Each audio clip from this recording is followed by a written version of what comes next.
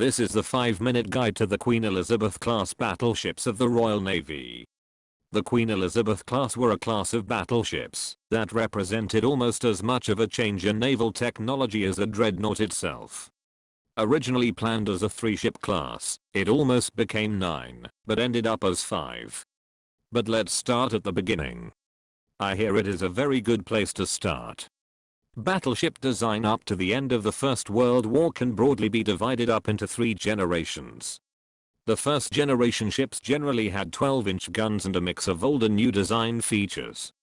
The second generation ships escalated gun caliber and overall ship size, but were more similar in terms of other technology such as the secondary battery, engines and turret layout. The Queen Elizabeth class represented the start of the third generation.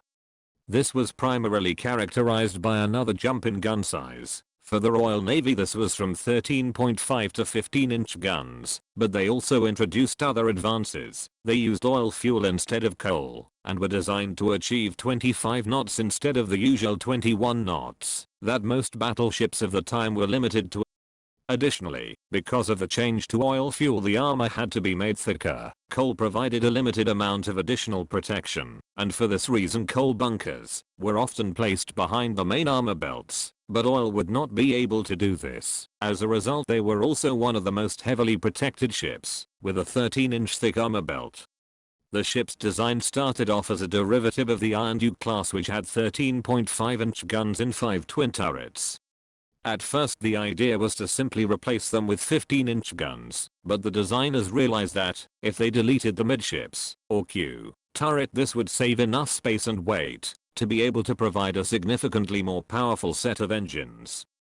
Because of the sheer size of the 15-inch guns, you would still have a heavier broadside with only 8 guns than the older ship's 10 guns could provide. Coupled with oil fueling, this would make the ships both faster and easier to operate, as you wouldn't have to shovel endless tons of coal, just turn a valve to regulate oil flow. At first the plan for 1912 called for 3 battleships and a battle cruiser, but the increased speed meant that it was thought better to simply build 4 of the same instead. The Federation of Malay States, part of the British Empire, then offered to pay for a 5th, and so to even things out a 6th was also added. Canada's Naval Aid Bill of 1913 almost ended up paying for another 3, but this was defeated in the Canadian Senate. The outbreak of the First World War saw the 6th ship cancelled, as it was thought the war wouldn't last too long and the resources would therefore be better spent completing smaller ships that would be able to be used in the conflict. This left the class standing at 5 ships: Queen Elizabeth, Warspite, Barham, Valiant and Malaya. As well as the main battery, the ships carried 14 casemate-mounted 6-inch guns, 4 torpedo tubes and a handful of anti-aircraft guns. It was soon found that many of the casemate guns would flood in moderate seas, and the worst affected were removed and plated over. Many of these guns went on to arm the M29 class of shore bombardment monitors. The ships finished overweight and could only make about 24 knots, although this was still faster than any battleship yet built at the time. The class formed the 5th Battle Squadron of the Grand Fleet. The Queen Elizabeth was detached to help the Allied landings at Gallipoli, where her huge guns were quite effective, although not enough to bring the campaign to a successful conclusion. As she was in refit after this, she missed the Battle of Jutland, but the other 4 ships were present. They had been temporarily assigned to the battle cruiser fleet from the Grand Fleet to allow the 3rd Battle Cruiser Squadron to go to Scapa Flow for gunnery practice. As a result, their own gunnery was still good, although a lot of their potential was wasted, as Admiral Beatty did not properly signal to them when he changed course to engage the German battle cruisers, meaning they spent the first crucial hours of the fight trying to catch up. However, when they did, the difference they made was huge. Admiral Hipper had been winning the fight with the British battle cruisers, who had disabled many safety measures to try and fire faster to make up for lack of accurate shooting, as their gunnery had suffered in their smaller port through lack of practice. Although they would still have been vulnerable, it is possible that, if they had all been together, the Indefatigable and Queen Mary may not have been lost. The Germans noted the accurate shooting and the huge splashes of the mighty 15-inch shells and bore away towards the High Seas Fleet.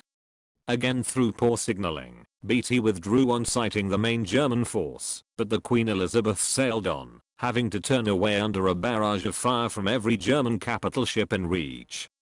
Their heavy armor and speed proved themselves worthwhile, because although they were damaged, none of the ships were sunk, and they were able to use their superior speed to eventually escape. The Warspite in particular was hit 150 times, went into an out of control circle, and had to stop dead for a while, but still made it home, and never stopped firing back at the enemy. Although British shells at the time were somewhat defective and often exploded on impact, a significant amount of the damage done to the German fleet was inflicted by the 15-inch guns, 4 such hits rendering one German battle cruiser completely combat ineffective. After the war, the ships received a series of extensive refits and several were extensively modernized in the 1930s. Due to the time needed for each procedure, the changes were slightly different each time, and so by the start of the Second World War the 5 ships were each unique in many ways. Many of the remaining 6-inch guns were taken out and replaced by an ever-increasing anti-aircraft battery, some of them ending up with 120 anti-aircraft guns or more. 4 of them would survive the war, with the Barham sunk by German torpedoes in 1941. There will be 2 further videos on the class. One will cover the exploits of the Queen Elizabeth, Valiant, Barham and Malaya in more detail. The other will be dedicated to HMS Warspite alone, for it had one of the finest service records of any warship in history. That's it for this video. Thanks for watching.